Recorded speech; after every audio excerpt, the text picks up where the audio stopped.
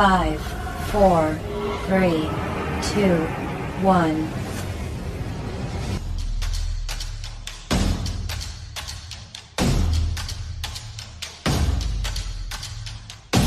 Damos inicio a esta charla chévere con toque internacional del deporte más apasionante del planeta, el fútbol. Empieza la tocata de la juguetona con J. Páez y amigos.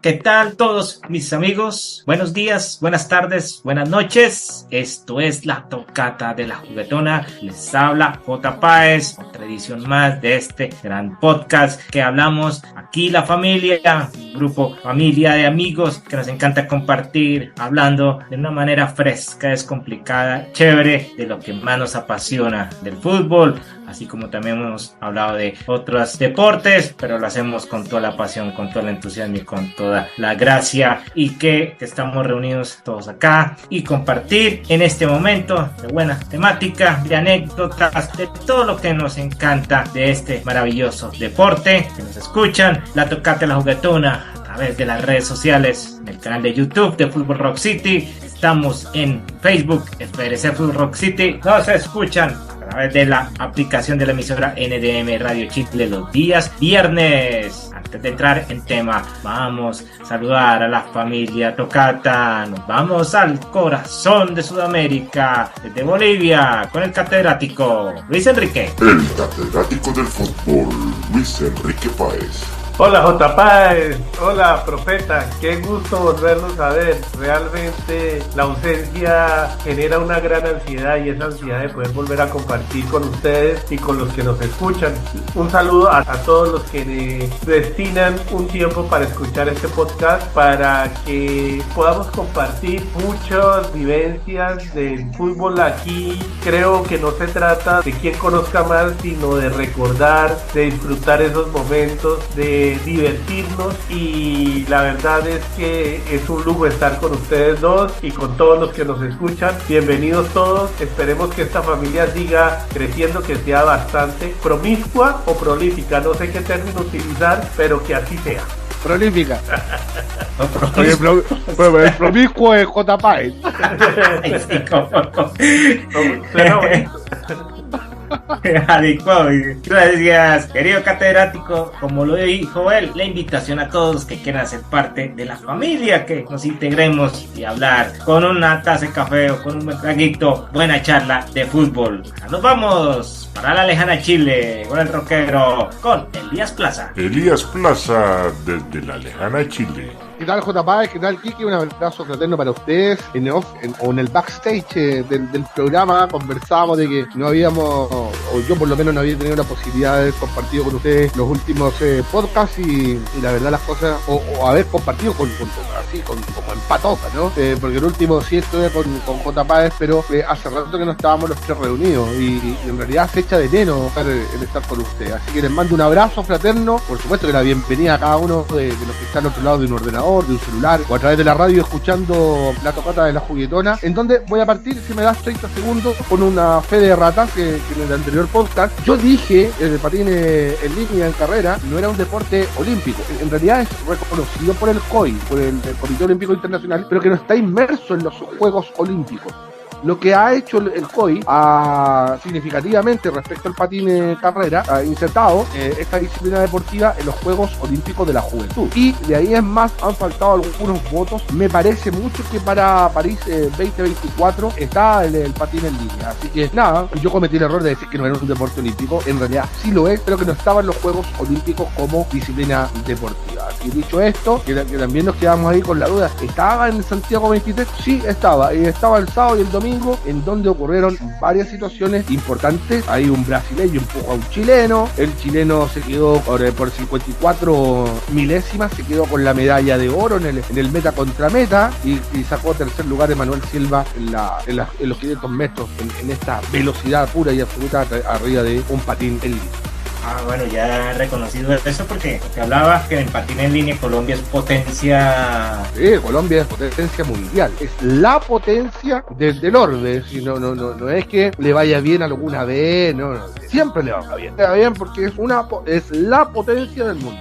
No sé, por ejemplo, el fútbol americano, Estados Unidos, y no hay otro, más de alguien podría jugar bien en Europa, en Sudamérica. Ahora se viene un suramericano de fútbol americano, y seguramente ahí se va a potenciar, pero jugar contra Estados Unidos, contra estas grandes figuras del fútbol americano, ahí tienes potencia. En el caso del patín en línea, efectivamente Colombia es la potencia del mundo. Realmente, cuando nosotros miramos los deportes en Colombia, en el único que somos o que podemos decir que somos potencia es en el patinaje en línea, porque hemos tenido muy buenos boxeadores, hemos tenido muy buenos ciclistas, sufrimos, vivimos y gozamos con la selección de fútbol, pero realmente un deporte donde no sea solamente un deportista el que brille, sino existe una regularidad y esa regularidad se va marcando en el tiempo. Yo creo que el patinaje en línea y de velocidad es nuestro mayor estandarte deportivo, que ojalá ya lo incluyan en los Juegos Olímpicos de mayores para ver si nos ganamos unas medallitas de oro por ese lado. Sí, sería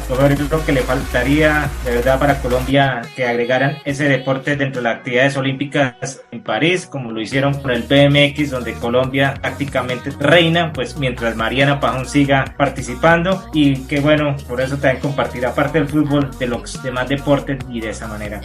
Vamos con la charla tocata. Comienza la tertulia tocata. Querida familia, vamos a hablar un poco de las anécdotas, pero vamos a hacer referencia al fútbol. Habla ya dentro de lo sucedido, fue la final de la Copa Libertadores, de la victoria, ya saben, Fluminense, otro equipo brasilero, va al Mundial de Clubes. Pero ¿qué voy con eso? Generalmente, si ves en los partidos, hemos hablado durante varios podcasts en caso de referentes de acuerdo a las posiciones. Hablamos de los killers, los que son delanteros, hablamos del caso de los arqueros, de los que evitan los goles, hablamos de los que dirigen o crean estrategias, que junto con Enrique hablamos de los directores técnicos, pero vamos a hablar de una posición que yo creo que muchos puedan que los analicen, pero no hay un referente, la máxima estrella, el 10, sino ese jugador que es el apoyo para el creativo, para ese volante 10. Hablamos de lo que significa ese volante defensivo o volante mixto. Entonces es como hacer la pregunta, ¿cuál es en sí esa función de ese volante en el campo de juego? Que muchas veces termina siendo en muchas elecciones el capitán del equipo. ¿Qué definición puede dar Luis Enrique? Bueno, realmente la función del volante de contención o volante defensivo es muy compleja, porque además de cuidar las espaldas del mediocampo creativo, tienen que coordinar la salida del equipo y también el repliegue del equipo. Es decir, en esa posición está una gran responsabilidad, y es lograr acortar el equipo para que cuando sean atacados tenga ya una organización fuerte para evitar que puedan penetrar fácilmente. Y en la salida, muchas veces en la salida, los equipos que les gusta tocar el balón, necesariamente este es el que va a comenzar a dar la primera o va a ser la primera jugada para alimentar ya la parte ofensiva. Entonces normalmente es un jugador mixto, un jugador que tiene que tener la resiedumbre del defensor, pero también tiene que tener la técnica del atacante, del mediocampista. Por eso se ven jugadores muy interesantes en esta posición. Yo creo que esa es lo que identifica la posición del mediocampo de contención o defensivo, como lo queramos ubicar, que en mi opinión se torna en un volante mixto. Estás escuchando la tocata de la juguetona. Porque si uno analiza en el fútbol en esa posición, tanto mixto como contención, me parece a mí que entre la preparación física es el que más se debe entrenar, porque dicen que es un jugador que debe tener 5 pulmones, tiene que tanto estar coordinado con la defensa como con el medio campo creativo, es el del desgaste y muchas veces es el más sacrificado porque es el que sufre tarjetas, es el que puede hasta terminar expulsado por evitar un contragolpe del otro equipo. Pero en sí, lo que Luis Enrique dice, es el jugador, para mí es el más vital y esencial, un equipo, una selección. ¿Tú qué opinas al respecto, amigazo? Todo depende del sistema de juego, de cómo se va a parar un equipo ante una situación propiamente tal de juego en línea ofensiva y en línea defensiva. Yo recuerdo aquí, y te voy a dar algunos nombres propios, un 6, porque por acá en Chile era el 6, en Argentina será el 5, y se jugaba con un 5, con un doble 5, o un 6 o un doble 6. Pues en Argentina tú tienes un volante que tiene estas características, que era defensivo, pero que a su vez, con la calidad técnica que él tenía, generaba mucho fútbol, y por ahí partía el fútbol, y específicamente en el Real Madrid, es Fernando Redondo. Fernando Redondo, que en el papel era el volante de contención, pero también era el volante de salida, porque no solamente se dedicaba a quitar el balón, sino que también se dedicaba a alimentar la salida. Él era no el creativo, no era el volante creativo, sino que se le entregaba al volante creativo o se le entregaba al que iba por la derecha o por la izquierda. Entonces tenía un muy buen quite, una clase de jugador. Yo no he visto otros 6 por esas características. Después Fernando Redondo, no me acuerdo si fue Capello el que lo subió un poco más arriba, pero cuando él partió, cuando llegó a Real Madrid, era el 6 de Real Madrid. Ahora, en Chile, en la época de Bielsa, por eso te digo, depende de los sistemas que los entrenadores establezcan para su equipo. En la época de Bielsa había un obrero, y ese obrero que habitualmente no era muy nombrado en los relatos deportivos, y no era muy nombrado porque habitualmente era el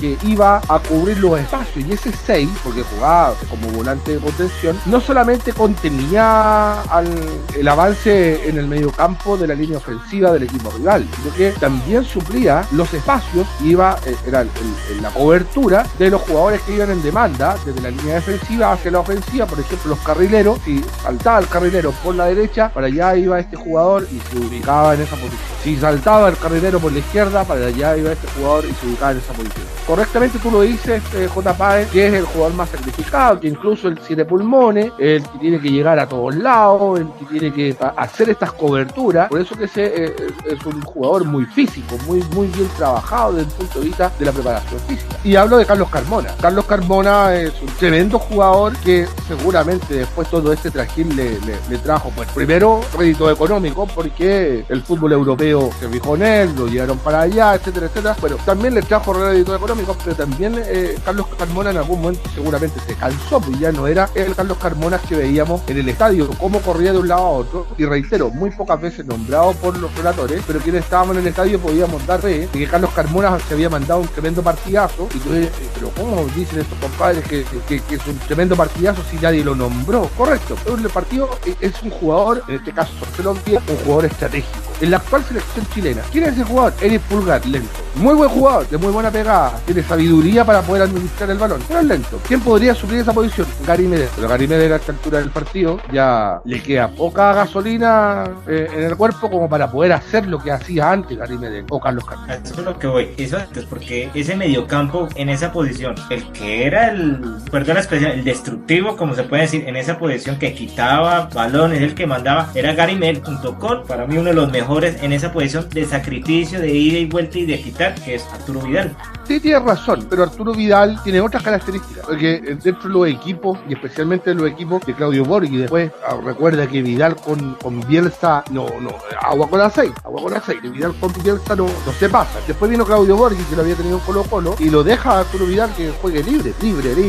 ¿Se quiere mover por la derecha? Vaya, muévese. ¿Se quiere mover por la izquierda? Vaya, muévese. Un poco como piensa Claudio Borghi, porque Borghi piensa la libertad del juego. Claudio Borghi dice, yo no te puedo decir pégale 40 kilómetros por hora cuando pases 1 centímetro en medio campo, o a 10 kilómetros por hora cuando estés 1 centímetro antes del medio campo. Cuando ya estás en línea creativa, en realidad la creatividad es libre, es libertad pura. Entonces lo dejaba libre, no para crear, sino que para hacer este trabajo que habitualmente era un trabajo sucio, era el trabajo físico, era el ida y vuelta, porque habitualmente el volante de corte, porque esto fue mutando del volante de contención al volante de corte, y después los volantes de salida, el volante creativo que hoy día se ha perdido. Pero si nos centramos en Arturo Vidal, era tanto corte, porque el volante de corte era el que estaba ahí en esa posición, un paso más adelante, o hablamos de unos metros más adelante de la línea de 4, línea de 3 que plantea un equipo. Sin embargo, Arturo Vidal llegaba al gol, y no llegaba al gol porque era una pelota detenida, llegaba al gol porque había una jugada. Recuerda que la Juventus, que también ahora en el Leverkusen era un volante de corte, cuando pasa al Bayern de Múnich, cuando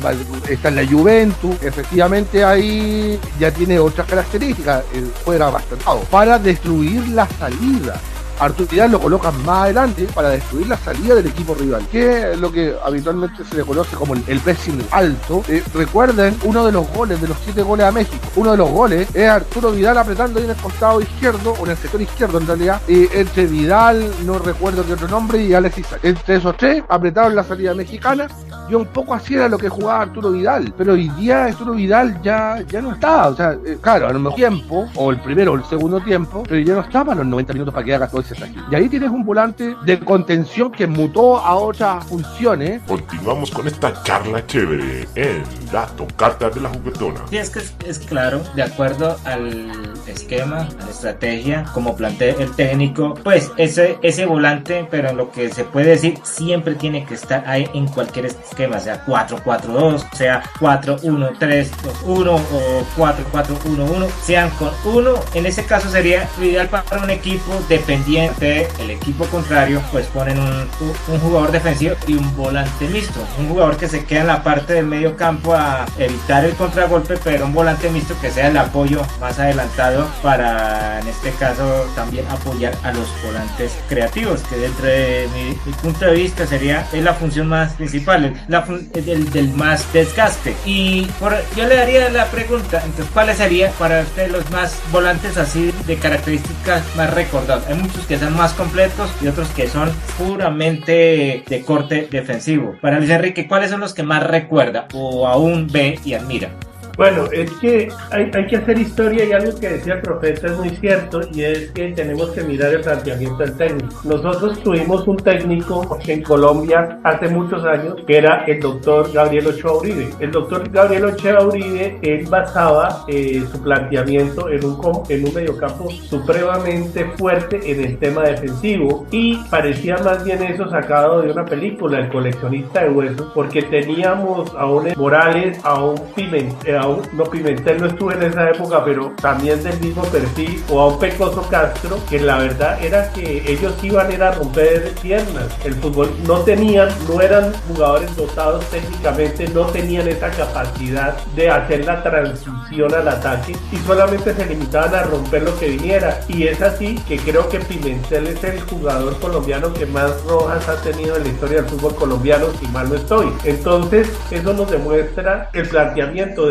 Después viene una transición del fútbol colombiano cuando lo toma Pacho Maturana y comienza a jugar con dos jugadores, inicialmente Chicho Pérez y Gabriel El Barrabás Gómez. Si bien es cierto, no técnicamente tampoco era que fueran una maravilla, pero ya comienzan a darle un poquito más de oxígeno a la selección. Comienzan ya no solamente a quedarse atrás rompiendo lo que venga, sino comienzan ya a generar juego. Pero después llega el Chicho Serna, que estuvo en el Boca, y comenzó ya a cambiar esa dinámica, como Abel Aguilar. Ya comenzaron a jugar, a tornarse jugadores realmente importantes, y hoy vemos que existe una dinámica interesante en cuanto a la función. Yo he criticado a Mateus Uribe, no porque sea un mal jugador, sino por el momento que está pasando, pero es indudable que es un jugador que tiene esa capacidad de destruir y de generar juego, y como decía el profeta, también de ser amigo del gol. Entonces,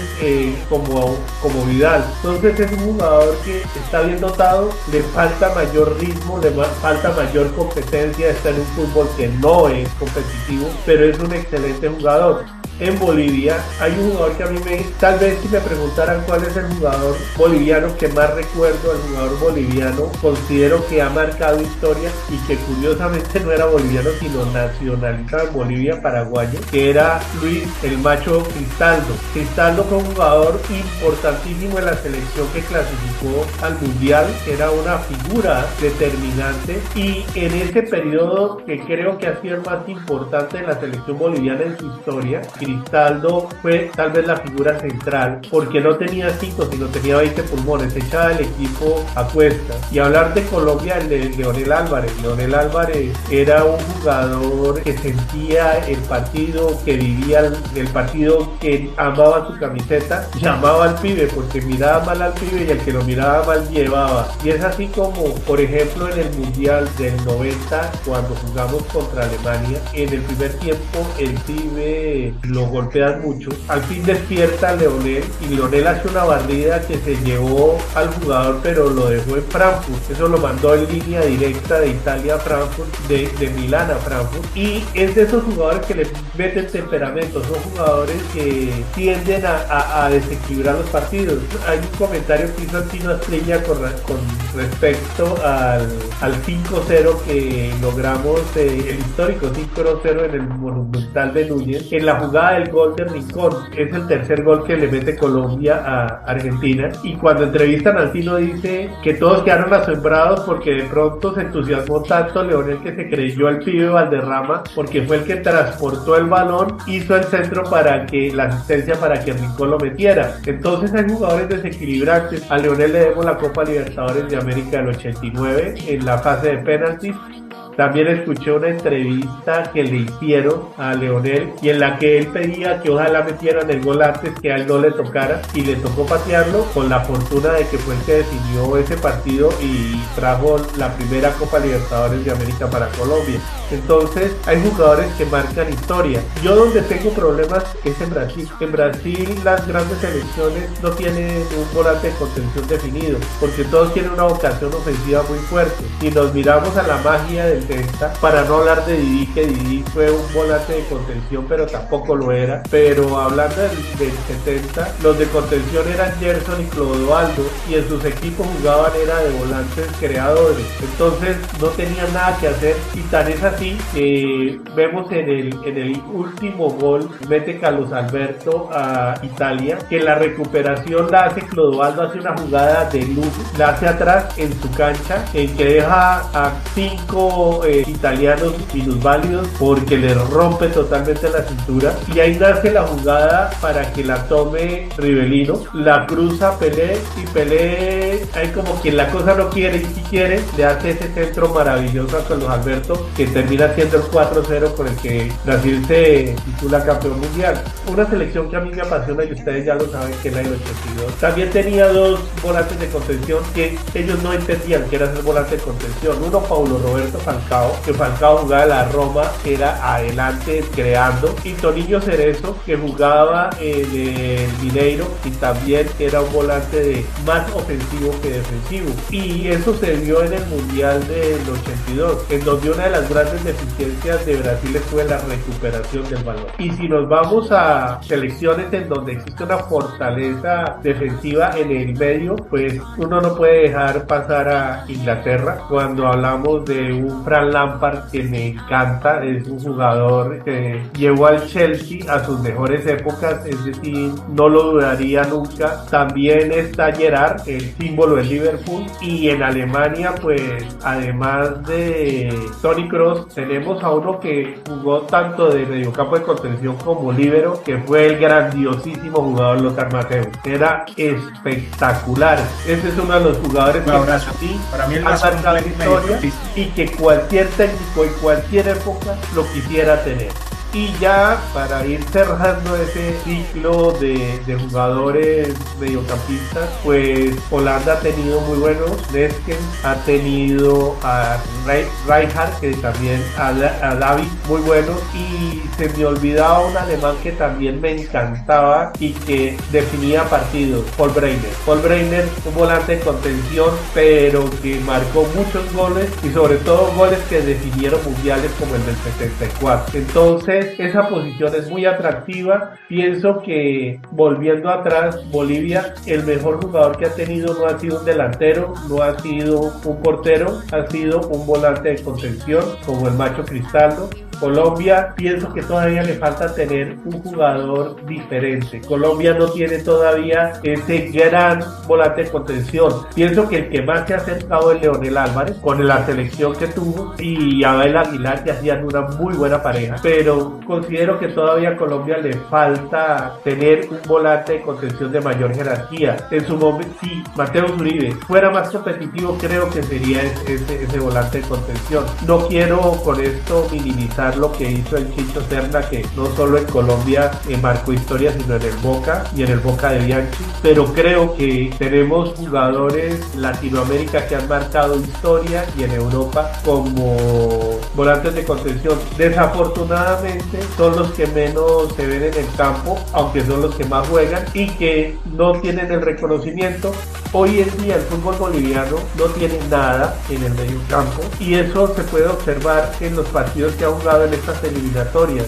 Bolivia, al no tener el control del mediocampo, y es que el control no lo da el de creación, el de control lo da el de contención. Al no tener el control del mediocampo, entonces es muy fácil que penetren y que terminen goleando a pobre portero, que no es malo. Vizcarra me parece que es un buen portero, mal ubicado, no en cuanto a posición en el campo, sino en cuanto a selección. Pero de resto, considero que tenemos muy buenos mediocampistas en el fútbol. Depende del planteamiento, vuelvo y digo, los leñeros que tuvimos, hoy en día ya los que dominan y que están dotados técnicamente, y como decía el profeta, Redondo fue un jugador impresionante, tanto en la selección como en el Real, marcaron época. Y de los españoles no nos podemos olvidar de Xavi, que era otro superdotado, jugaba como quería. Busquets no me gusta, y hay uno que y hay uno que admiro muchísimo, que teóricamente en el planteamiento del Real es de contención, que es Luka Modric, que me parece que es otro jugador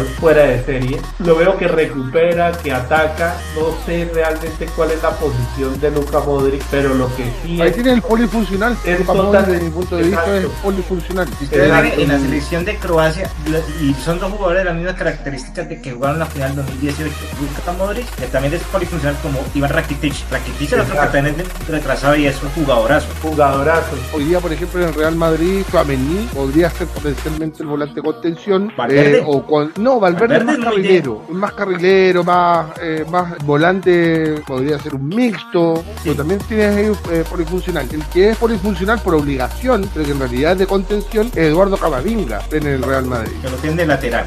Y en el Barcelona, para no dejar de lado el Barcelona, Frankie de Jong. Sí, pero fíjese que Camavinga a veces comete errores porque él siempre se termina recostando. Cuando viene al centro es que deja vacíos, y por eso fue en la pasada Champions que dejó el espacio abierto para que, creo que fue De Bruyne, le marcara gol. Entonces a mi Camavinga me parece Rodri, pero me parece que más por las bandas tiene mayor salida y mayor juego, pero en el centro me parece que tiende a enredarse, tiende a desubicar. Estás escuchando la tocata de la juguetona. y ha participado como lateral izquierdo, básicamente porque el Ancelotti le dijo, o juegas de lateral izquierdo o es banca. Juego. Realmente me recuerda a las épocas en que yo era futbolista, porque yo era polifuncional. Yo era aguatero, servía cerveza, cobraba las entradas y a veces me dejaba jugar. Eso es ser un jugador polifuncional, reconocía todo el proceso del fútbol. Ahí donde mencionan de Mateus Uribe, si Mateus no se hubiera ido al fútbol de Qatar, se hubiera quedado no en Portugal u otro equipo de Europa, así que sea un equipo menos competitivo, estaría con más ritmo de competencia, porque de acuerdo a la liga, sea el equipo que esté, estaría más enchufado. Por lo menos ahí se da cuenta uno en la selección Colombia. Por ejemplo, argentinos hablan de Fernando de Redondo, de una calidad, exquisitez en técnica futbolística, tanto jugando en todas las posiciones, y tenía un gran socio que era más defensivo, pero también distribuía balones, que es uno de los mejores técnicos suramericanos de la actualidad, Diego Simeone. Al Cholo. Y como En jugador el campo era un jugadorazo. y le dio mucho carácter a la Argentina. Es decir, Simeone marcó una época, y no se le olvide Batista, también fue un buen jugador. El Checho Batista, que fue el apoyo para Maradona en el 86 y en el 90. Entonces hay que contar, dentro de jugadores es como otro también de una características técnicas, porque tampoco ya mencionó a los franceses, Paul Pogba. Pogba es de otro jugador que es más retrasado, pero también muy técnico, y es el que pone el circuito, el balón, a lo que hablan de distribuir el balón, a generar la parte de la jugada ofensiva a los volantes creativos. Eso se vio sobre todo en la final del Mundial del 2018. Y otra es como en su época no fue jugadores como Claude Makelele, otro gran jugador de quite que tuvo el Real Madrid, de Vicente del Bosque en la selección francesa, especialmente en la final del Mundial del 2006. Si hablamos de Italia, Andrea Pirlo puede ser un jugador polifuncional o es más creativo. Yo diría que polifuncional. Para mí es polifuncional, pero con un chip creativo que tiene una pegada. Y que tenía un gran socio que fue Genaro Gattuso, Reino. Exacto. Ahí tenía el volante corto, Sí. porque ese sí que iba a cortar. Exacto. Y hay un jugador brasilero que se me olvida, que yo admiro muchísimo, de esa generación del 82, que evolucionó. Es decir, estuvo primero fue marcador lateral izquierdo y después comenzó a jugar, lo colocaron en el medio, Leovigildo Lins Gama Junior. Junior es otro jugador polifuncional que defendía, atacaba, tenía gol, tenía pegada. Es decir, ese gol, el segundo gol que le hace Brasil a Argentina en el Mundial del 82, que es una pared larga que inicia Junior con Zico y Zico se la devuelve y Junior entra y vence a Fillol. Era un jugador que tenía una visión de campo impresionante. Entonces, eso es lo interesante. Hay jugadores polifuncionales que marcan diferencias y marcan diferencias reales en el campo, porque muchos jugadores cumplen bien su posición, pero queda como muy encasillado. Y vuelvo al tema de Lothar Matthäus. Lothar Matthäus es un jugador polifuncional, a donde lo ponga juega bien. El Cholo Simeone no tenía esa ductibilidad que tenía Lothar Matthäus, pero le daba mucha personalidad al equipo. Y yo creo que lloramos todos. Y si ustedes se han dado cuenta en estas eliminatorias, una gran ausencia de buenos mediocampos, de buenos jugadores que comanden ese mediocampo, porque los hay algunos que ya están muy veteranos, que ya no les da el cuerpo para poder cubrir todo, y hay otros que todavía están flojitos. Entonces yo pienso que el fútbol latinoamericano y en especial el sudamericano tiene que comenzar a tratar de buscar también ese equilibrio en el mediocampo, porque todos queremos tener los mejores volantes de enganche, los volantes de creación, pero sin un volante de contención no funciona ningún equipo.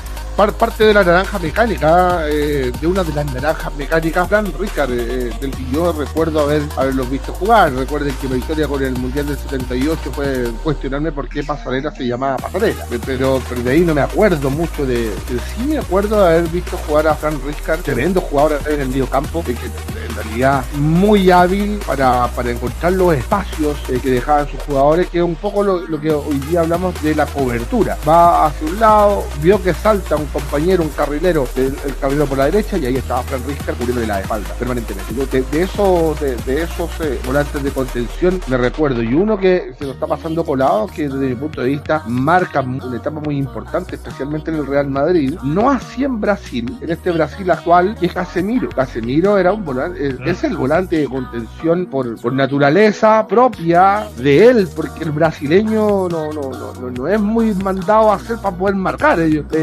Desde mi punto de vista, el ADN del brasileño es la cachaña, el ir para adelante, el ir a este fútbol vistoso, pero no he aprendido a marcar. Recuerden que antes era complicado que no te metieran tantos goles los brasileños, pero era bastante más simple poder hacerle un gol a Brasil, producto de que cometían unos errores defensivos tremendos, porque la preocupación de ellos era de la línea ofensiva, la línea defensiva, poco menos que traten de sacarla porque arriba nos arreglamos nosotros. Y ahí aparece lo que nos está nuestro catedrático desde el Mundial del 82 para adelante, viene todo este cambio, y tienes a un Casemiro que, reitero, desde mi punto de vista ha hecho muchas cosas en Real Madrid, ha hecho muchas cosas en lo que ha jugado en el Manchester United, pero en la selección propiamente tal, yo creo que está al debe, y que en realidad toda la selección de Brasil está al debe para poder tener buenos resultados. Y ahí, hasta ahí yo opino de todo lo que es este tema internacional. Lo que he visto ahora últimamente del Mundial, me quedo con el argentino Paredes. Paredes para mí es el volante de contención que se dedicaba, comillas, a ensuciar el partido, que es la pega de él, ir al roce, ir al choque, ir a quitar el balón incluso de manera fuerte. No tiene la habilidad que tiene Fernando Redondo, por lo tanto él se la entregaba al que sabe, al que piensa. De Leandro Paredes, me acuerdo del partido contra los neerlandeses, él hizo el trabajo suyo ahí, que por eso los provocó y todo. Así como ese estilo de corte también de volante no polifuncional mixto, de Rodrigo de Paul. Sí, pero Rodrigo de Paul, por eso coincidimos los tres, con que depende mucho lo que establezca el director técnico como estrategia de juego. De acuerdo a la táctica, sí. Claro, porque Rodrigo de Paul, el Cholo Simeone lo coloca muchas veces como doble 5, pero en la selección argentina Scaloni lo colocaba muy cargado, era el interno por la derecha. Entonces, ese doble 5 del Cholo Simeone, ojalá que no pase en la mitad del campo, ojalá que no pase vaya, porque para el otro lado hay cocodrilos, se lo van a comer. En cambio, con Scaloni, Rodrigo de Paul hacía jugada ahí al lado del área. Exacto, acuérdense ustedes, por ejemplo, yo creo que el primer volante de contención que Brasil tuvo y que creyó serlo fue Dunga. Dunga creo que fue el primero que comenzó a creo jugar que en una posición bien. Sí, Dunga.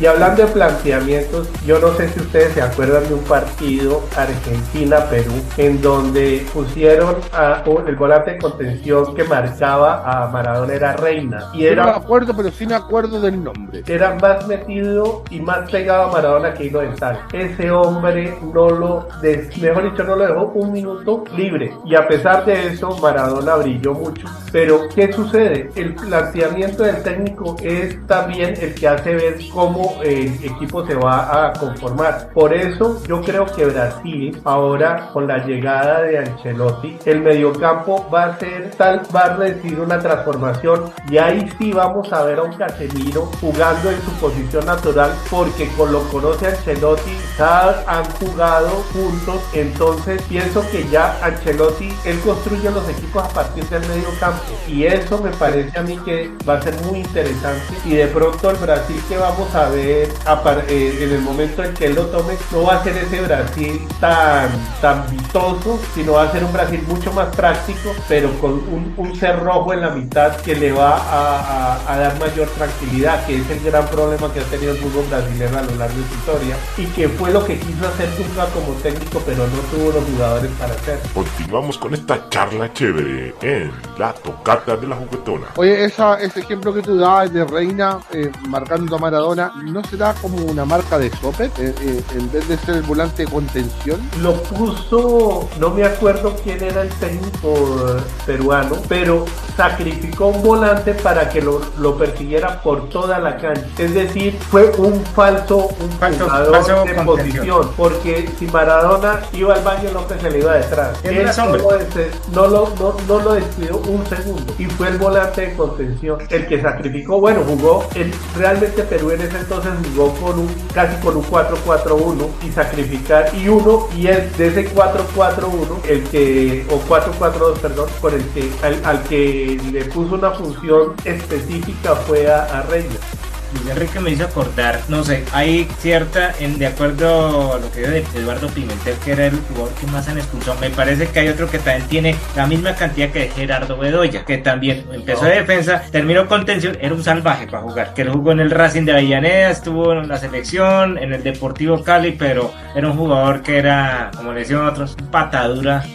Eso también recuerda de la selección Colombia, el planteamiento en los últimos tiempos, sí, ya no se ha vuelto a ver ese Lionel Álvarez, ese Chicho Pérez, no sé si puede considerar a un Barrabás. Bueno, Barrabás era más de apoyo y asociación con Lionel o con Chicho Pérez o el mismo Serna, no sé el caso de Fabián Vargas, un jugador que tuvo de gran trayectoria, especialmente en Boca Juniors en su momento, después con el Inter de Porto Alegre, que le fue bien, pero fue en la época que Colombia no le iba bien en las eliminatorias, en las clasificatorias, en la época de la crisis, y ya en la época de Peckerman tuvo un jugador que me pareció muy bueno, pero las lesiones lo perjudicaron, que era Edwin Valencia. Era un jugador, un motor que era de ida y vuelta, quitaba balones, era el apoyo, incluso en ese momento, tanto si no era de Abel Aguilar, era de Aldo Leao Ramírez, que era el otro jugador que tenía, que no fue al mundial.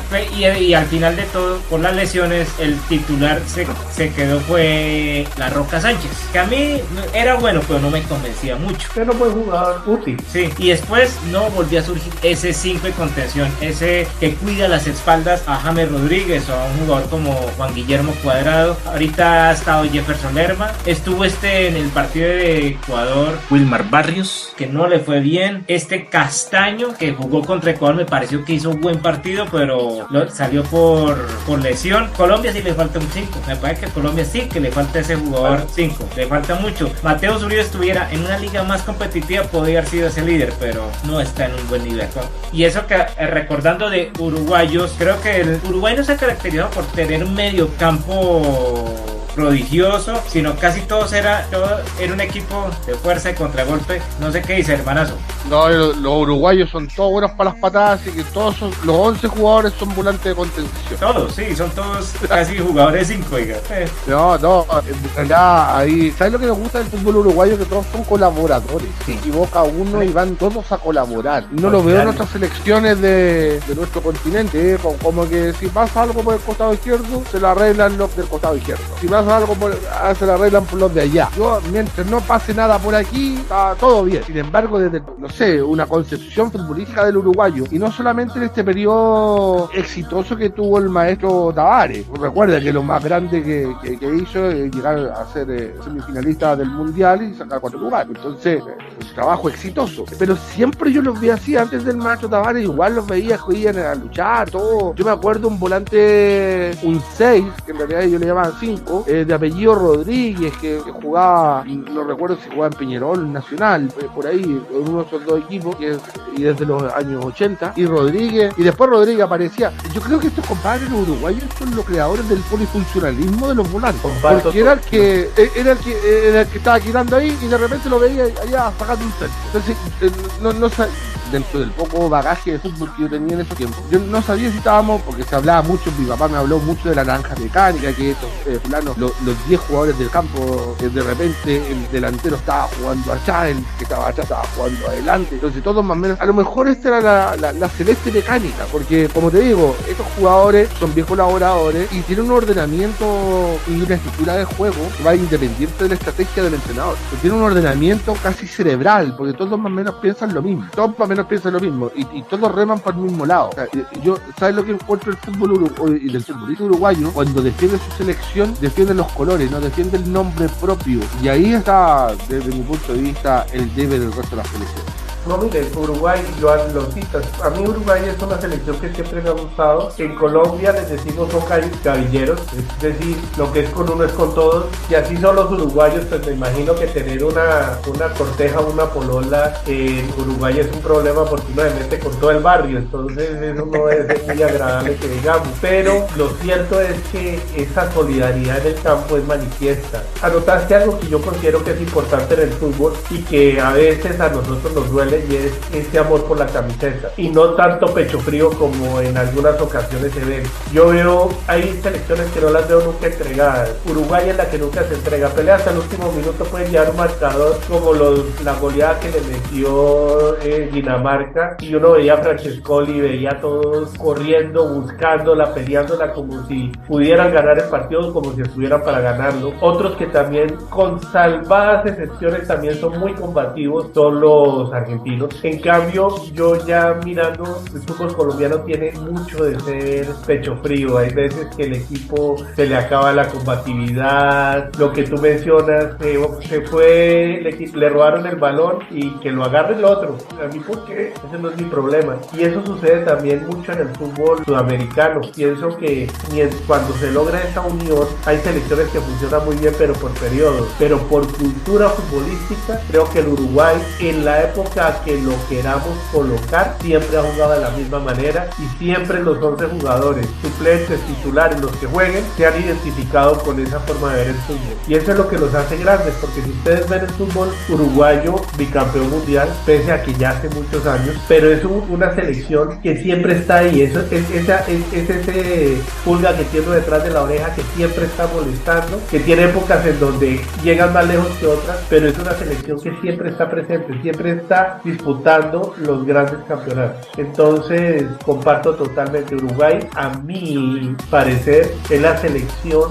más combativa que tiene Sudamérica y una de las más combativas que tiene el mundo. Por eso yo digo que volante de contención me llama la atención de los uruguayos, de todos los 11 jugadores son volantes de contención, claramente tienen goleadores, claramente hay un portero, pero a la hora de defender todos ocupan el espacio, todos. No, pero te equivocas, también tienen arqueros. Acuérdense de Luis Suárez en el mundial de veras, sí. Pregúntele al senegalés que ya estaba cantando el gol. Ese ¿Qué fue. le hacen a la que a 2010. al arco? Ese fue Boateng. Boateng, ¿o no? El que o me cobró equivoco. a Samoa Gyan. ¿Sí? A Samuel Gyan.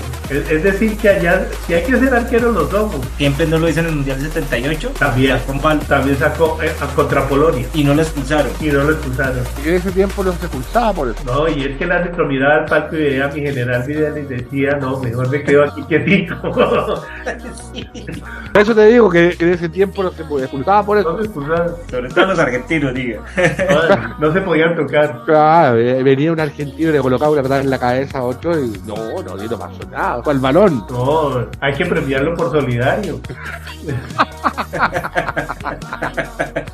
Es que hay tantos jugadores de ese corte reconocidos. Creo que Luis Enrique acordará mucho en la época, justamente el 82, de Claudio Gentile. Ay, jugadorazo. Miren, Ese era con Tardelli. Sí, a Gentile yo lo admiro como jugador. En esa entonces no me simpatizó mucho en el partido contra Brasil porque logró frenar mucho el avance de Brasil, logró no neutralizar, pero sí frenar mucho a Zico y a interferir en esa sociedad con Sócrates. Jugadorazo Gentile, jugadorazo. Tardelli, ¿qué características tenía? Marco Tardelli yo lo veía, también era polifuncional, jugaba arriba, jugaba abajo, era polifuncional.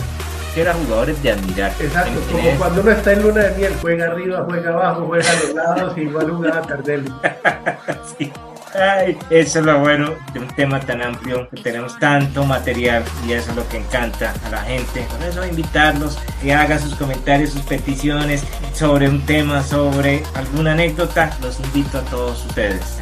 Estamos en FRC Fútbol Rock City por la página Facebook, estamos en Instagram FRC2402 y en el canal de YouTube Fútbol Rock City, y nos puede escuchar por NLM Radio Chile. Bueno, mis amigos, este fue el programa, ojalá les haya gustado, nos estaremos encontrando la otra semana. Ya hay nuevamente fecha de eliminatoria o de clasificatoria, se va a jugar la fecha número 5. Vamos a tener encuentros muy emocionantes, muy buenos, donde ya se pueden ir dándose ya pistas de los equipos en los cuales pueden tomar rumbo hacia el mundial, aunque todavía falta bastante. Muchas gracias a todos, un saludo de toda la familia, hermanazo. Bueno, que les vaya muy bien a cada uno de ustedes. Gracias por estar en sintonía de nuestro podcast a través de las redes sociales y a través del canal de YouTube de Fútbol Rock City, y por supuesto a través de la radio. Un gusto, Quique, conversar de esto que tanto te apasiona. Uno dice, nada es que se las trata de saber todas, sino que uno escucha al Quique y se va surgiendo y va a la memoria el Mundial del 82 con Naranjito ahí en España, el fiasco chileno que pasó en el Mundial del 82 con el gol de Carlos Caselli, con el penal de Carlos Caselli que se lo dejó afuera. Y nada, es grato volver a escucharlos, es grato volver a estar con ustedes un ratito aquí a través de la Tocata de la Juguetona. Que les vaya muy bien, les mando un abrazo a cada uno de ustedes.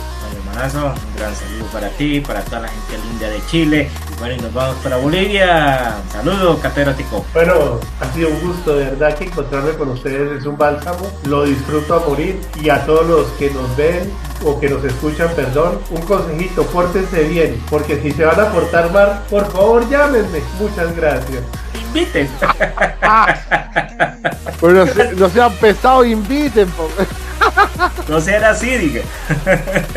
Bueno, mis amigos, muchas gracias. Deseándoles una feliz semana. Disfruten del buen fútbol, de sus torneos, sea local o a nivel internacional. Les hablo J. Páez, deseándole energía positiva. Pásenla bueno y disfruten. Nos vemos entonces. Chao. It's running